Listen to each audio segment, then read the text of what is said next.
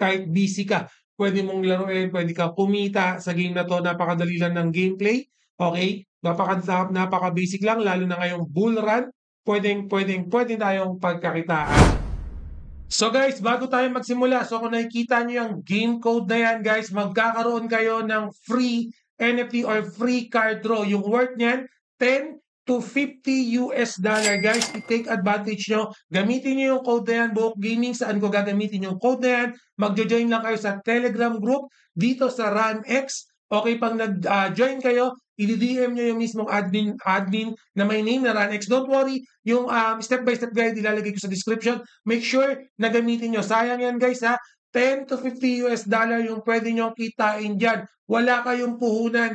Gagamitin nyo lang yung code na yan. I-DM nyo lang sa Telegram group. I-take advantage nyo yan. Walang puhunan. 10 to $50 yung pwede nyo kitain. Konting sipag na lang yan. Huwag nyo nang palagpasin. So, let's back na kagad. Welcome back sa Buhok Gaming Channel. So guys, right now, no, panibagong play to earn yung re-reviewin natin. So ito'y walang iba kundi RunX. So ano ba yung potential ng bagong play to earn na to? Buhok Gaming, ano ba yung mga play to earn na yan? Guys, ang mga play to earn kasi, ito yung mga games na nagbibigay sa inyo ng cryptocurrency na pwede nyong i-convert in real cash. Speaking of cryptocurrency, check lang muna natin no, yung prices ng Bitcoin guys right now. 3.8 million na per Bitcoin. Ganun nakataas yung price ng Bitcoin kasi nga bull run na right now. So hindi lang Bitcoin, bukod sa Bitcoin, halos lahat ng cryptocurrency nagtataasan. We are expecting no na lahat ng cryptocurrency, especially yung nasa top 10, magkakaroon niya ng all-time high. Speaking of RunX, ba't nabanggit ko yung Bitcoin? Kasi similar lang yung cryptocurrency na Bitcoin sa RTC token na gagamitin natin dito sa play to earn na to. So later, papakita ko kung paano kumita sa game na to. At the same time, kung paano ba laruin to. So papakita ko rin kung paano mag-mint yung testnet version gagamitin natin. Pero before that, check muna natin yung main website ni RunX. Guys, tong play to earn na to, much probably parkour type of gaming or gameplay yung check natin. So ibig sabihin, makikipagkarera tayo, makikipaglaban tayo either PvE or PvP. Isa lang yan sa mga game features ni RunX kasi madaming features yung game na to. So yung mismong game na to guys, by the way, kailangan natin ng NFT. Later on, i-check natin yung NFT. Paano ba natin mabebenta sa marketplace yan? If available na, ano ba yung mga purpose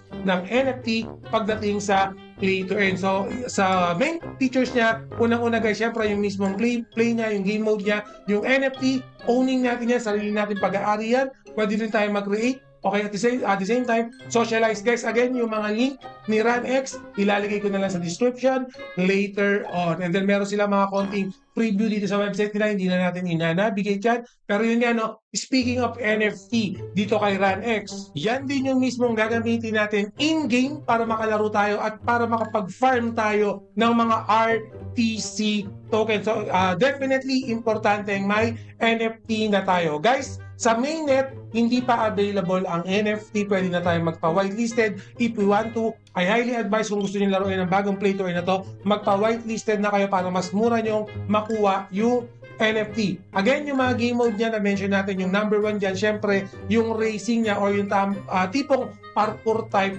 of gameplay. Nandito na yung mga details. Hindi lang racing, no? Nabanggit ko rin na meron tayong survival mode dito sa game na to. Guys, yung mga game na yan, puro earning yan. Ibig sabihin, kikita kayo pag naglalaro kayo. Bukod sa survival, guys, meron pa tayong team gameplay. So, depende, no? Hopefully, magkaroon pa ng mga battle royale type of gameplay yan. Kasi nga, nasa first version or update pa lang tayo. Definitely yung mga ganitong play to earn kasi habang tumatagal, habang tumataas yung cryptocurrency, yung token, yung RTC token, definitely magkakaroon pa ng mga additional game mode yan. And then for the roadmap, nung chinecheck ko kanina guys, the good thing is wala naman tayo nakitang delay. Hopefully, in the near future, lahat ng update nila matapos nila by Q3, especially to Q3 2024 kasi nakikita ko guys, nandito yung mga mabibigat na update.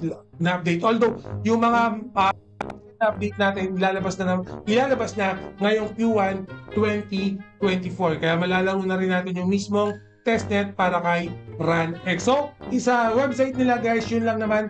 Check lang muna natin yung pinaka-dashboard. So, ito guys, no, yung mismong dashboard. Guys, yung mismong setup nito, pagdating ng mainnet, almost similar lang. Pero again, testnet version yung ginagamit natin. So, ibig sabihin, libre kong mamimintong mga to. So, for example, magmimint ako. Yan. For example, 5. Yan. So, up to 10. Sa mainnet, ganyan din yan. Pero again, yung mga prices niyan, magbabago pa. So, try natin mag-mint. Ayan na! So, ganyan yung in-expect natin. No? So, mag-mint muna tayo. Wait natin kung ano yung lalabas dyan.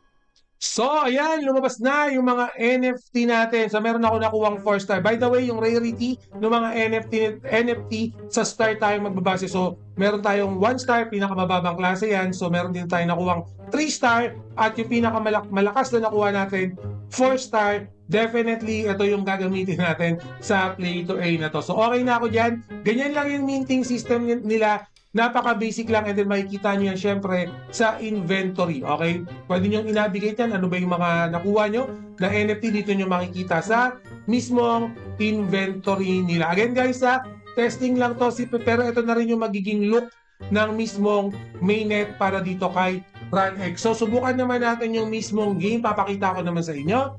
So guys, ito yung mismong testnet version para kay RunX. So yung mga NFT natin na nakuha kanina, nandito na sila.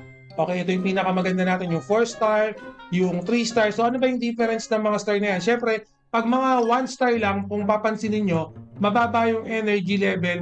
So yung energy kasi, yan yung gagamitin natin once na nagpe-play tayo. For example, itong 4-star, 393 yung energy niya. So for example, kung 393 yan, PBE, magkukonsume lang ako ng 1 energy, mas madaming beses ko siyang magagamit. Okay, kung mas madaming beses ko siyang magagamit, definitely, mas madami akong magiging earnings, mas madami akong makukuhang RTC cryptocurrency kasi nga, mas matagal kong magagamit itong particular character. So, mas maganda kung high ranking or high star yung makukuha natin na NFT. Okay, subukan muna natin laruin mo kagad.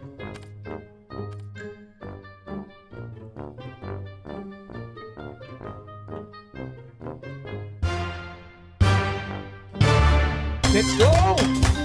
Yan. So, ito tayo guys ha. Yan yung nasa una. By the way auto game yan. Auto game tong PBE. Yan, nangunguna tayo. Again, nasa ibang dimension tayo. Alright?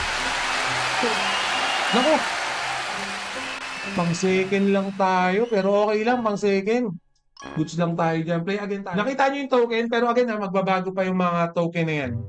So guys, yun yung gameplay for this one. Again, testnet version lang yung inaabangan natin. Pero yun nga, no, kahit naka-testnet version yan, yung mismong platform niya, yung nakikita natin dito, ito na rin halos, no, yung makikita natin pag dumating na yung mismong mainnet version niya. So, pwede nyo kalikutin to, testingin nyo, okay, para makita nyo rin. Again, yung mga NFT guys natin, makikita nyo yan dito sa backpack, lahat yan, nakasort na yan from highest to lowest category. Meron pa yung lucky draw, ewan ko lang kung activated na dito sa testnet. May susi ba tayo? Wala yata tayo susi. Wala, no? So, hindi natin ma-click kahit dito sa testnet version. And then, for sa store, pwede tayong bumili. Kaso nga lang, wala pa tayong available na token. Okay? Dalawa lang.